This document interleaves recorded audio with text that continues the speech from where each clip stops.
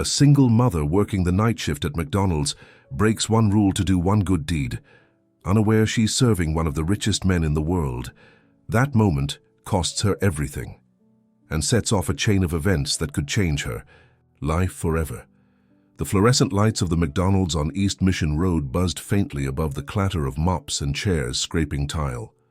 It was 11:09 p.m., 9 minutes past closing, and Alana James was wiping down the front counter with rhythmic, tired strokes, humming softly to the tune of an old Lauryn Hill song playing in her head. Her feet ached in a way that felt bone deep. 11 hours on shift, no break longer than 7 minutes, and the damn ice cream machine still broke down like it had something personal against her. But none of that mattered now. She was almost done. Just one more wipe, one more table to stack.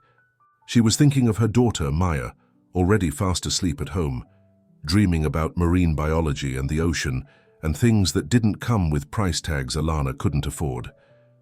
She was halfway through locking the front door when the knock came. It was soft at first, then more insistent. Alana's first instinct was to ignore it. They were closed. She didn't care if it was Jesus himself asking for fries. Her shift was over. She leaned to peer through the smudged glass.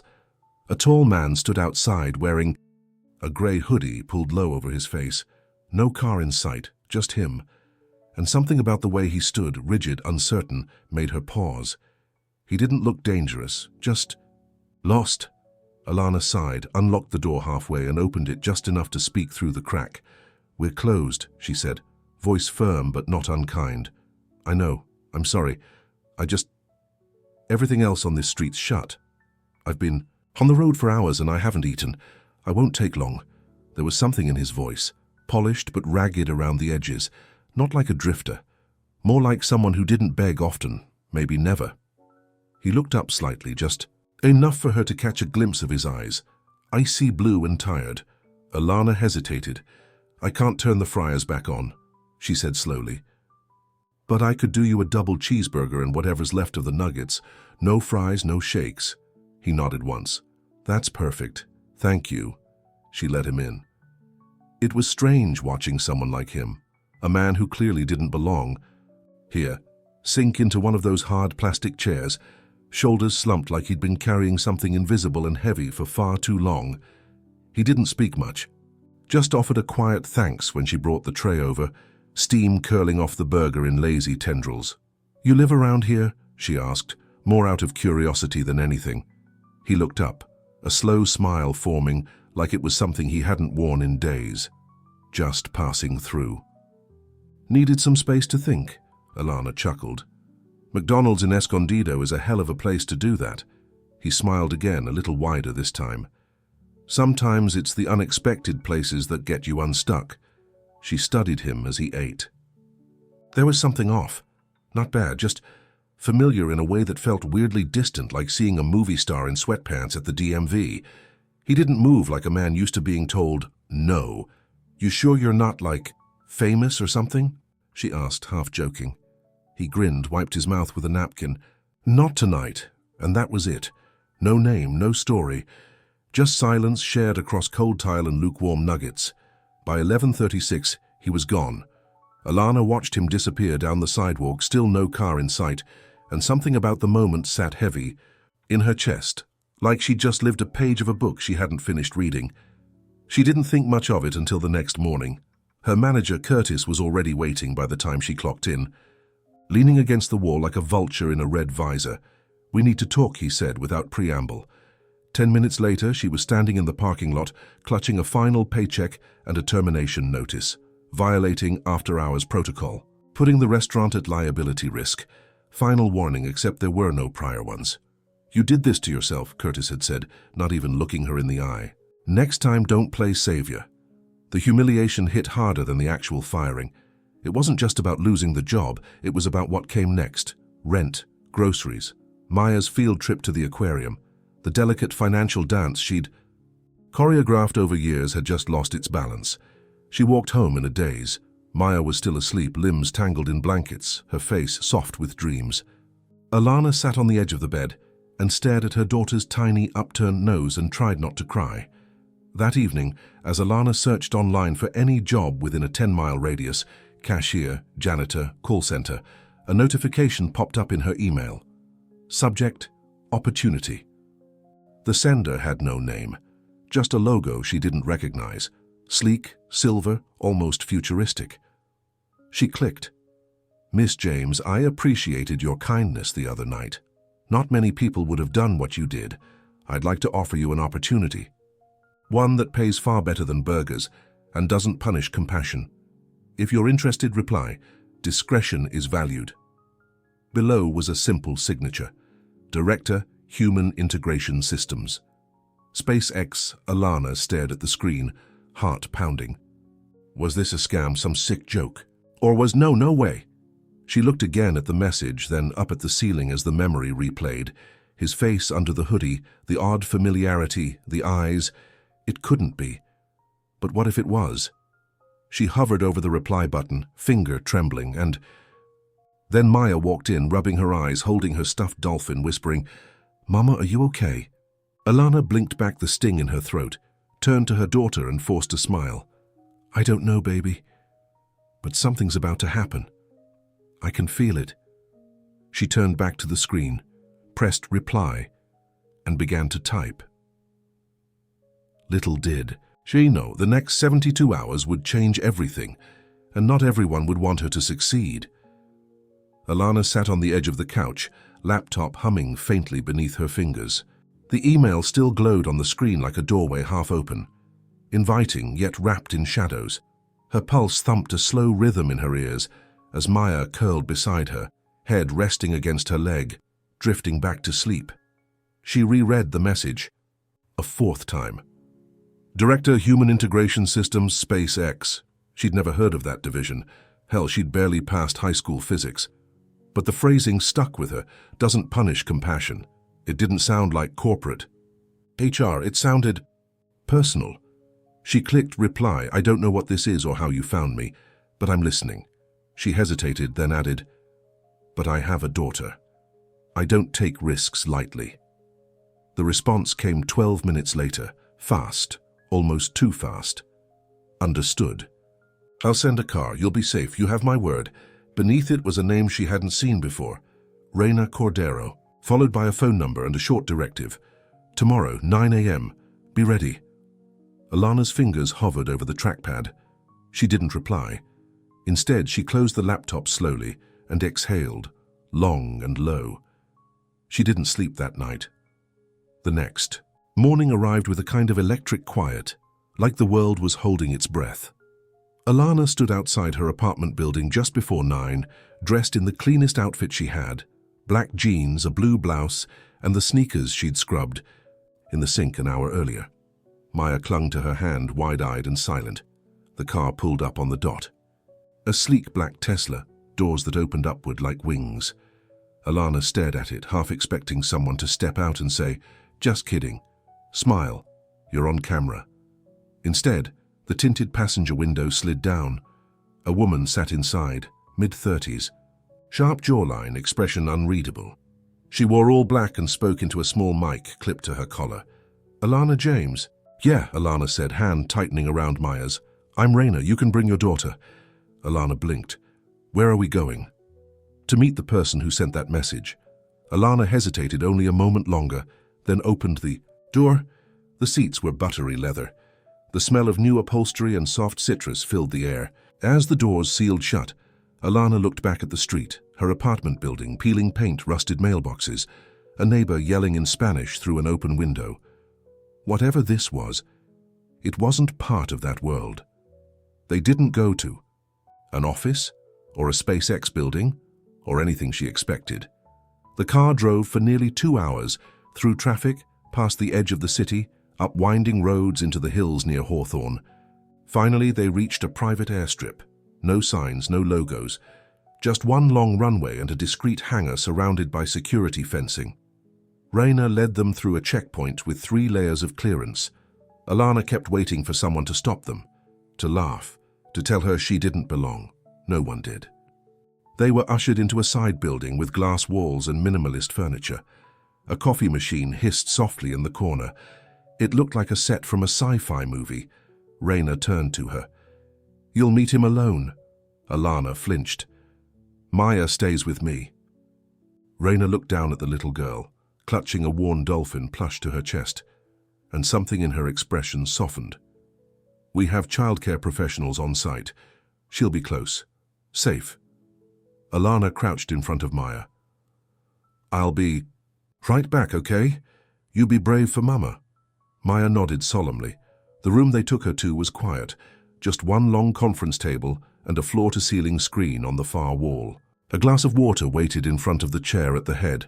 Alana sat down, her knees stiff, back straight. She tried to breathe slowly, but her chest was tight. Everything about this was too much. Then the door opened, and he walked in. No hoodie this time, no anonymity.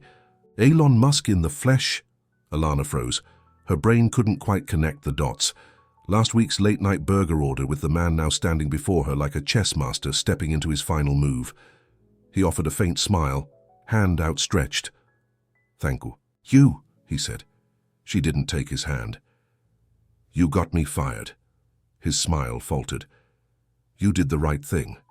I don't regret it. But I lost my job." "You were working at a job that punished empathy. I thought you deserved better." "And what exactly is better, Mr. Musk? Another pity gig?" He blinked, then slowly sat across from her. "I don't offer pity. I offer investment."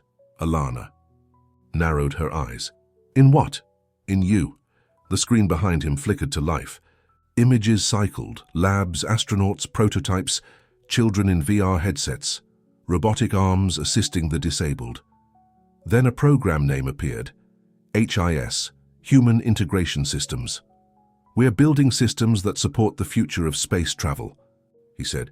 "AI, biofeedback, social adaptation modeling. But none of it matters if we don't understand real people, ground-level needs, human variables, emotional logic." "And you think I can help with that?" "I think you already did." She stared at him. He leaned forward, voice quieter now. "I need someone who sees things others miss, who understands sacrifice, who knows what it's like to fight for something without recognition. Someone grounded." Alana's throat tightened.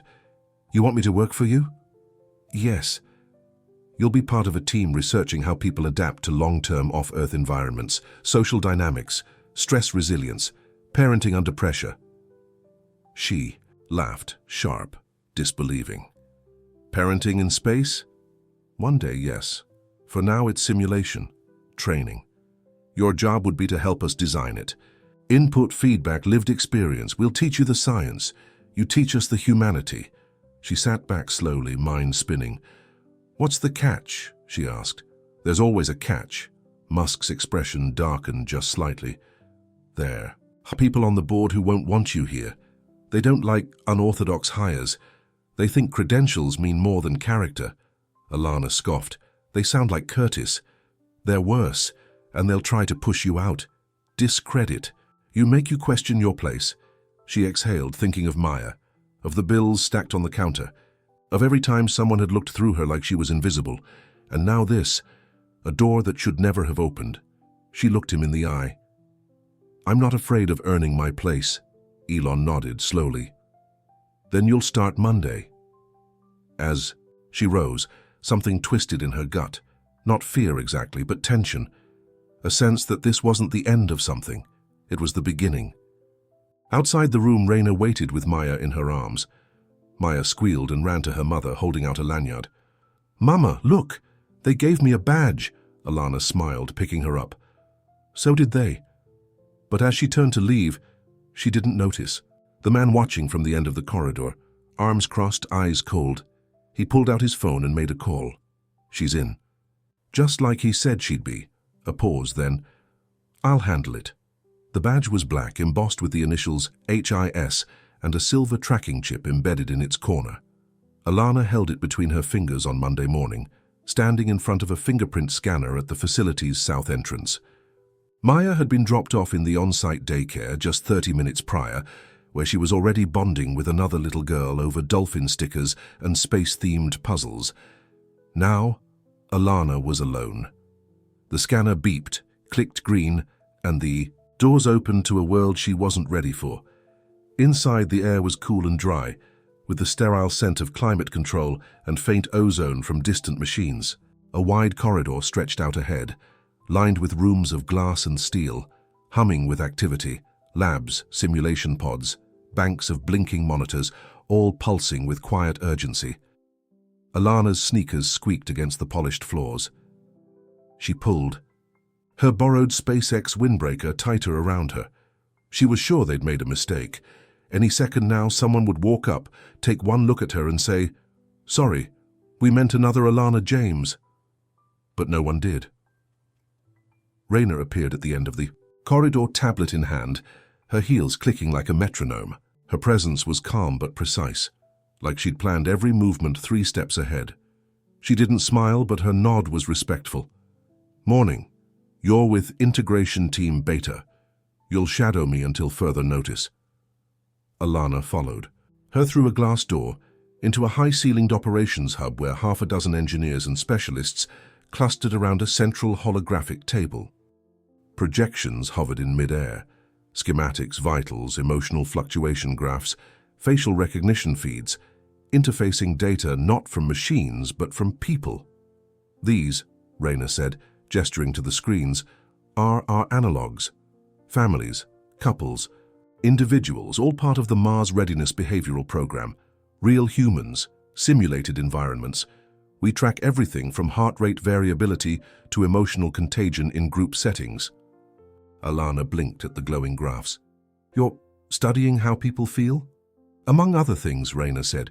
"In deep space, feelings become facts. Resentment festers. Loneliness mutates. Panic spreads. We need to understand not just how people survive, but how they stay human." Alana leaned closer. One of the graphs pulsed red, a flat line across the trust index. "And where do I come in?" Raina turned, leveling her with a steady look.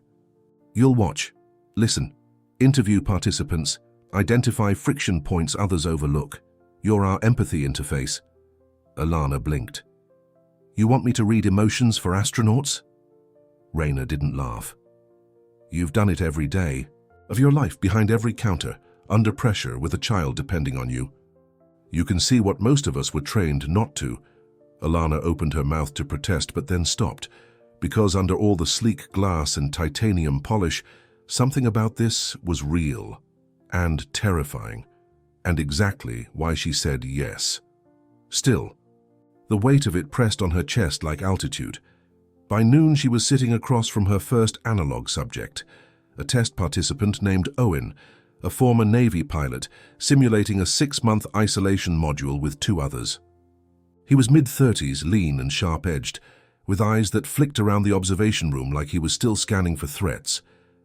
Alana studied him as he picked at a protein bar. "You know this is a test, right?" Owen muttered. "I know how to beat tests." She tilted her head. "What do you mean by that?" "Say the right words. Smile at the right moments. Make them think you're adjusting when really, you're just counting the days until you crack." His voice was too calm, too measured. Alana leaned in slightly. "And are you cracking?" A pause. A flicker in his expression. "No," he said, "but one of the others is. Camilla. She's quieter now. Jumpy. Like she's trying to be invisible. Which is funny, because they told us this whole place is about teamwork. Why do you think she's changing?" Owen hesitated. Then, "She doesn't trust me." Alana filed that away. "Should she?" His jaw tightened. "I'm not the one hiding." It wasn't what he said. It was the way he said it. Controlled, practiced, like a man who'd spent years mastering intimidation, now trying to bottle it up for 6 months of pretend peace. After the session, Alana stood in the observation hallway, watching the data roll in. Emotional suppression index high, baseline aggression, stable but reactive, trust, delta, plummeting. She shook her head. "That man's a time bomb." Raina beside her didn't flinch. "They all are. That's why we need you." By day's end, Alana was exhausted in a way she'd never felt before. Not physically, but emotionally wrung out from trying to read currents invisible to everyone else. She picked up Maya from daycare, held her hand tight on the ride home. Her daughter told her about a girl named Zara who could draw cats from memory and a robot toy that said affirmations. Alana tried to smile, but her thoughts drifted. Owen's eyes, Camilla's silence, the way the simulation mirrored so much of the real world. People locked in boxes trying to survive one another. They got back to the apartment. For the first time in months, Alana had groceries that didn't come from the discount rack. She made spaghetti. Maya sang to the sauce while stirring. And then, as Alana tucked her into bed, her phone buzzed. Unknown number. She picked it up cautiously. "Hello?" A pause, then a low voice. "You don't belong there." The words dropped like ice in her stomach. "Excuse me? You're being used. You're a pawn. They'll keep you just long enough to prove a point, then drop you." Alana stood frozen in her kitchen, staring at the dark window like it might look back. "Who is this?" she snapped. No answer, just the click of the line going dead. Her hands trembled as she lowered the phone. She didn't sleep that night either. The next morning at the facility, she cornered Raina near the lab entrance. "Someone called me, threatened me." Raina's face changed subtly. "What did they say?" "Said I didn't belong, that I was a pawn." Raina exhaled. "You weren't supposed to get dragged into this so soon." "What do you mean dragged in?" "There are people inside this program who don't believe in what Elon's doing, who think hiring someone like you without a degree, without pedigree, is an insult to the science, to them." Alana's jaw clenched. "Then why am I here?" "Because you see what they can't. That threatens them." Raina tapped her tablet, then locked eyes with Alana. "But they've underestimated you. We all have." Alana didn't know whether to feel flattered or afraid. As she turned to head down the corridor, she caught movement at the edge of her vision. A man stepping into a conference room, eyes flicking briefly to hers, the same man from the hallway 2 days ago. Watching, the same cold gaze. Alana slowed her steps. She was starting to understand something. This wasn't just an experiment, it was a war, and she'd just walked into its crosshairs. Alana walked the halls differently now. It wasn't just nerves or imposter syndrome anymore. It was presence, purpose, wariness. Every face she passed in the sterile corridors of the Human Integration Systems Division came with a question. Are you with me or against me? She was no longer the invisible waitress wiping ketchup off booths. Here eyes tracked her, some curious, others dismissive, a few hostile enough to freeze the air around her. The man who had been watching her, the one from the hallway, had a name now, Dr. Malcolm Hurst, Director of Behavioral Algorithm Systems. Stanford, MIT, 10 patents, and a jawline sharp enough to cut glass. His presence was a blade wrapped in velvet, polite, precise, and profoundly dangerous. He never said anything overt, but he didn't have to. A lingering look in meetings, a thus cold-clipped Miss James when addressing her. Papers shifted slightly out of reach during briefings, subtle systemic erasure. On Tuesday, she brought up a pattern she'd noticed in Camilla's simulation behavior, moments of suppressed emotion following minor group victories. The data suggested it wasn't burnout. It was a fear of being perceived as weak. Raina nodded. Thoughtfully, Malcolm raised an eyebrow and spoke over her. We've already accounted for that. It's a standard compensatory response, nothing to waste resources on. Alana glanced at Raina, expecting pushback. There was none. Not here. Not. Yet so she let it drop, on the surface. But she wrote everything down. The next evening she stayed late. Maya had made peace with the facility's daycare, and Alana had made peace with her guilt for letting her stay past hours. She sat alone in Observation Lab C, lights dimmed, reviewing footage of the analog simulations. Camilla, Owen, and a third. Participant, Marcus, a civil engineer who seemed to function as the group's peacekeeper. Alana replayed a moment from day 23, Camilla offering to take over Owen's maintenance shift. He declined with a smile that didn't reach his eyes. Camilla's shoulders dipped almost imperceptibly after. Not rejection, relief. Like she hadn't wanted to be close. Why offer then? Alana rewound, this time focusing on Owen. There. A slight shift in his posture as Camilla approached.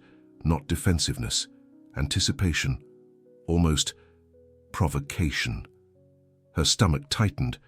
This wasn't about trust, it was about dominance. She stood, heart hammering, and crossed the lab to retrieve a deeper pull of the interaction data, not just dialogue, biometric patterns, microfacial analysis. And when she overlaid Camilla's stress index with Owen's proximity patterns, the results were undeniable. Camilla wasn't just withdrawing, she was adapting to a threat. Behind Alana, the door opened with a quiet hiss. She turned Malcolm. He stepped in with the casual control of someone entering his own kingdom. His eyes scanned the screens, then landed on the overlay she'd created. "You're not cleared to access that data partition," he said smoothly. "I have Rayna's level 2 clearance," Alana replied, "and this could impact long-term cohesion in the analog team. It's relevant." He took a few steps closer, his cologne sharp and expensive. "What you're doing is conflating correlation with causation. Emotional data is noisy. It doesn't mean what you think it means." Alana didn't flinch. "Camilla is altering her behavior around Owen. Her cortisol levels spike when he enters proximity zones. That's not noise, that's trauma response." He smiled. It didn't reach his eyes. "You've been here a week. You think you understand?"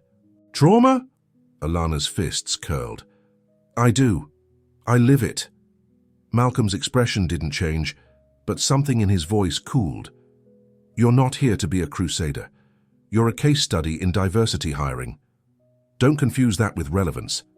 The words hit like a slap, but Alana didn't retreat. She stared at him, jaw clenched, blood rushing in her ears.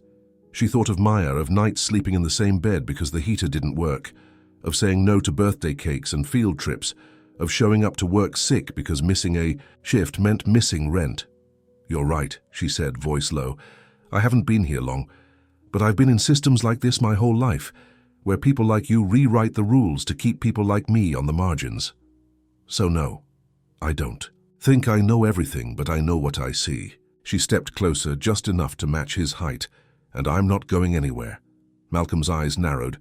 He left without another word. The next morning, Rayna called her into a private conference room.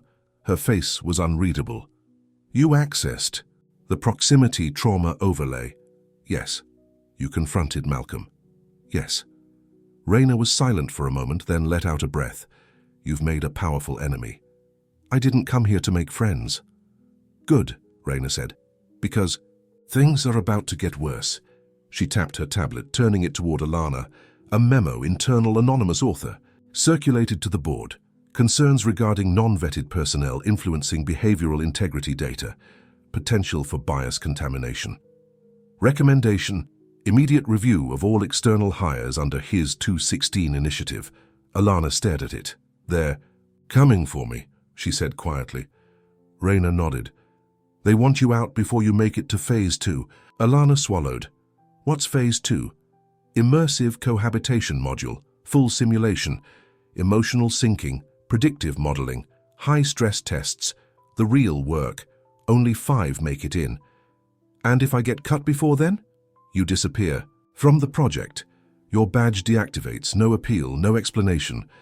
Alana looked out the window at the flat expanse of white concrete and sky. "I want in." Rayna's voice softened.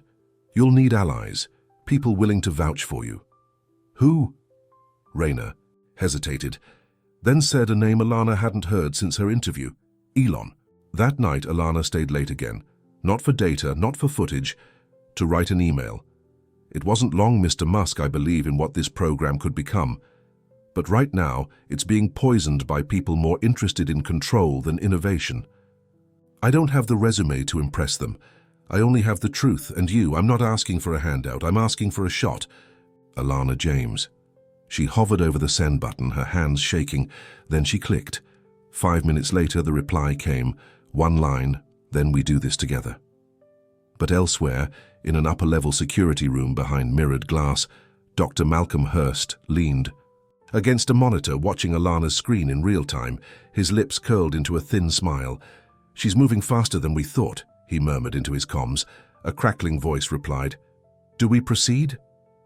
Malcolm tapped the screen. "Yes, initiate Phase 1 protocol." A beat of silence, then the voice returned. "Understood. Camilla will be removed from the simulation at 0600 hours."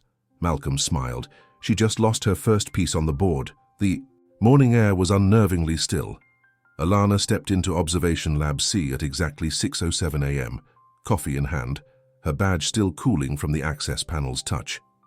Something felt wrong, off balance, like the energy in the room had shifted overnight and no one had bothered to reset the calibration. The screens were already glowing, streams of data pulsing across them, but the live feed from Simulation Pod, the analog living module, was missing one feed.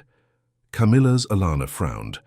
She tapped through the system's interface, trying to refresh the biometric stream. Participant 3 now returned a blank space, tagged with a sterile, blinking label reassigned, terminated from active cycle. Her stomach dropped. No, this has to be a glitch. She pulled up the overnight logs, heart pounding louder with every click. Camilla had been removed at exactly 6 a.m. on the dot.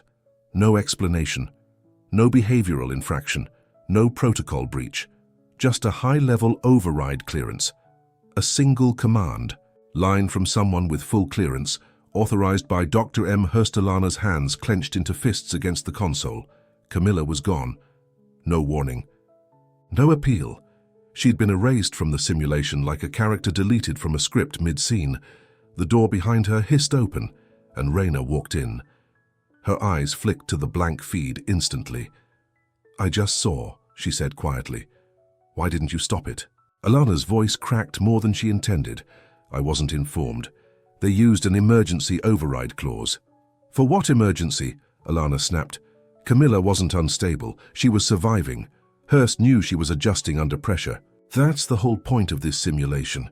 Raina exhaled, not meeting her eyes. "This wasn't about Camilla, it was about you." Alana went cold. "They're pulling the floor out from under me," she whispered. "They're trying to discredit your judgment. You flagged a pattern, so they eliminated the pattern. Now they'll say it didn't exist." Alana staggered back, suddenly aware of how small she felt inside this steel and glass empire. Everything was cleaner than reality, more polished, more dangerous. Here, erasure didn't require bullets, it came by keystroke. Later that day, during a debrief with the remaining analogs, Owen sat still as a stone in his assigned seat.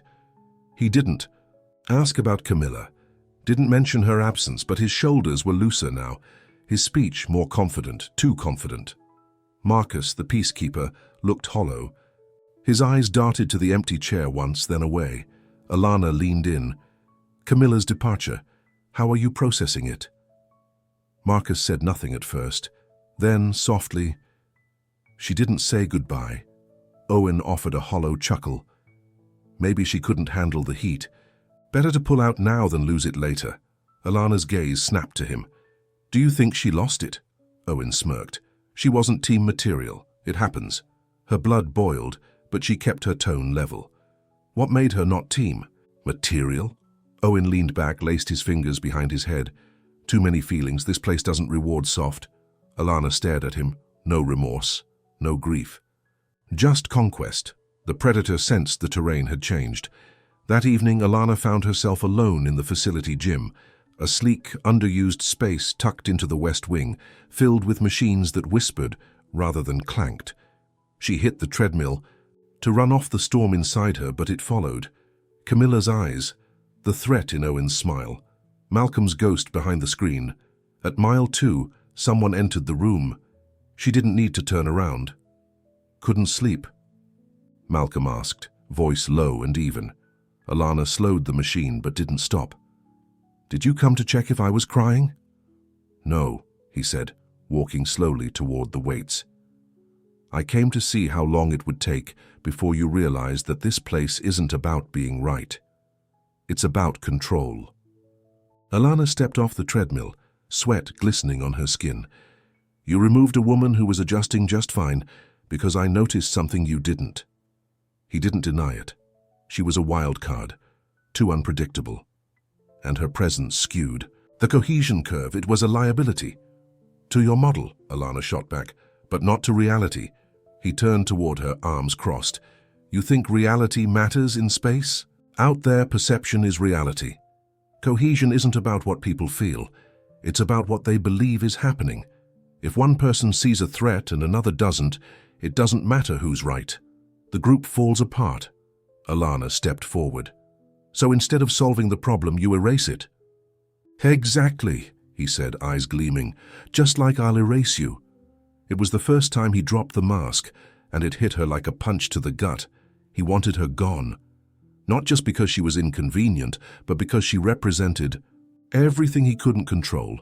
Untrained, unqualified, unapologetic, real. I'm not going anywhere, she said again, quieter this time, but with more steel. We'll see, he replied. Then he walked out, not even breaking stride. The next day, Alana made a choice.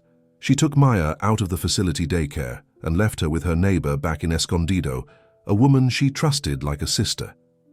It cost her 2 hours of commuting each way and ate into what little she was earning, but she couldn't let Maya be this close to the fire. Not now, not after what she'd seen. She poured herself into the program, doubling her observation time, diving deeper into the analog psychological archives and building a private dossier on participant behavior that contradicted Malcolm's summaries. She began building her own internal model of stress adaptation, raw, emotional, and rooted in lived behavior rather than sterile numbers. And then she started speaking with the analogs directly, off record, in quiet corners of the observation wing, at water stations. Moments snatched between sessions, she asked real questions, not from a clipboard, from her heart. Marcus was the first to open up. She was scared, he said one afternoon, staring out the glass wall that overlooked the module bay. Camilla, I think Owen was testing her, not overtly, subtle stuff, but she couldn't rest, couldn't breathe. Why didn't you report it? Marcus smiled bitterly. To who? The ones watching the cameras? They already made up their minds. Alana took his hand just briefly.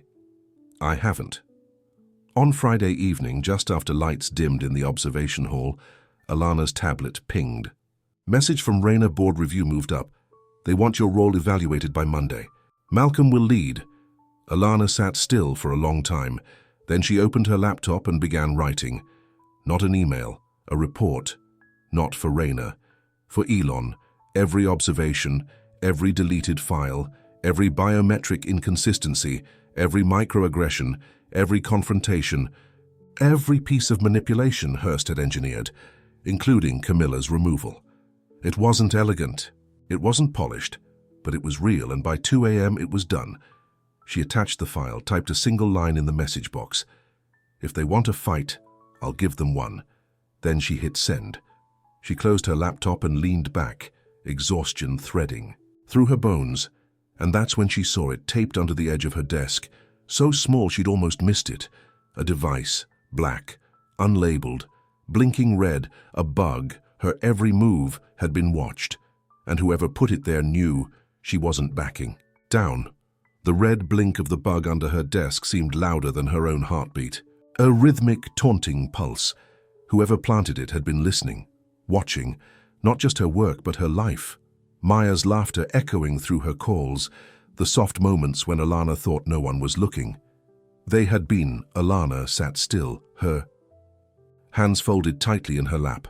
Then methodically she reached for a pen, slid the bug from the underside of her desk, and dropped it into her empty coffee mug. She stared at it for a long time, the tiny light now muffled behind ceramic. Then she stood.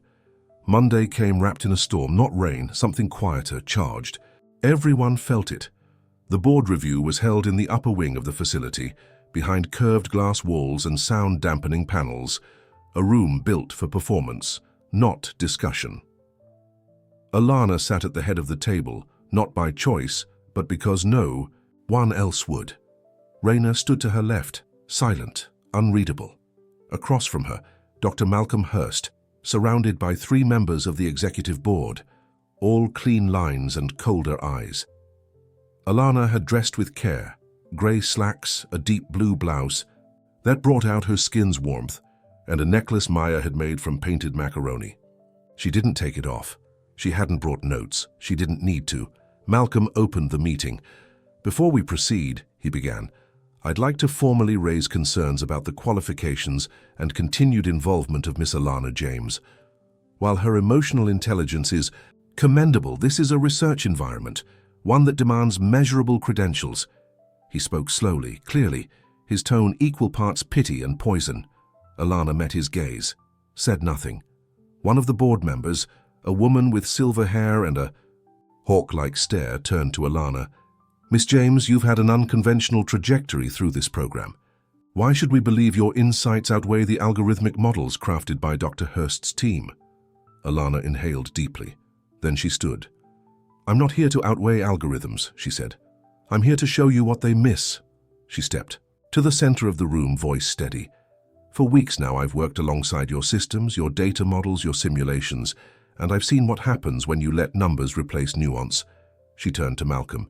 "You said Camilla was a liability, that she skewed the cohesion curve. What you failed to see was that Camilla was navigating trauma in real time and adapting under pressure in a way that's exactly what long-term space crews need. You didn't remove a flaw. You eliminated a strength you didn't understand." Silence. Her eyes shifted. She turned back to the board. "I've spoken to participants, watched their micro-shifts in posture, tracked their biometrics in moments of psychological distress. I've seen what Owen becomes when he knows no one is watching." She paused. "Let the weight settle. And I've also seen what happens when people like me are brought into spaces like this, not to contribute but to validate optics. You didn't bring me here for innovation. You brought me here for appearance." Murmurs rippled. Malcolm's jaw twitched. "But I stayed," Alana continued, "because someone believed this place could mean something, that we could build something better. That space, our future, didn't have to carry the same blind spots as our past." She stepped forward, placing a small drive onto the table. "This contains logs, interview transcripts, behavioral overlays, internal communications, including a detailed account of the manipulation and removal of Camilla Soto, authorized under a false pretense by Dr. Hurst." She didn't smile, didn't gloat. She let the truth sit in the room, heavy, undeniable. The board sat in tense silence. Malcolm didn't move. Then Rayner spoke, clear and sharp. "I've verified the contents of the drive. I support this report in full." The silver-haired board member leaned back, fingers steepled. "And what do you propose we do with this information, Miss James?" Alana's voice was quiet now. "Let me finish what I started. Let me train the next analogs. Let me build the bridge between the science and the soul of this program and give Camilla Soto her place back." A long pause. Then the woman nodded slowly. "You'll have to be cleared for internal leadership." "I'm ready." Another pause. "We'll convene in private. You'll have an answer by end of day." Alana nodded. Her palms were sweating. Her knees ached from tension. But she held her posture as Malcolm stood, gathering his things in silence. Their eyes met one last time, and he left. No victory speech, no final barb, just silence. Hours later, as the sun dipped behind the horizon, casting long shadows across the southern corridor, Alana's badge pinged. A new access level, confirmed integration. Specialist Team Development Lead. She stared at the screen, unblinking. Then her comm pinged again. From Rayner, Camilla's being reinstated. She starts next week. Alana let out a breath she hadn't realized she was holding. Then, finally, smiled. 3 weeks later, Alana stood inside the new integration classroom, a space she'd designed from the ground up. No cold steel, no glass walls. Just open room, soft light, plants, and a long communal table. Across from her sat 12 new analog applicants, diverse, bright-eyed, curious, and beside her, Camilla. Not fragile, focused. Maya now attended, a school closer to their new apartment. She drew pictures of rockets and constellations and wrote in big, loopy letters, "My mama helps people go to space," and in a way, she did. But more importantly, Alana helped them bring themselves along for the ride. No one called her the waitress anymore. She was Alana James, single mother, empathy architect. And she hadn't just survived the system, she changed it, one act of kindness at a time.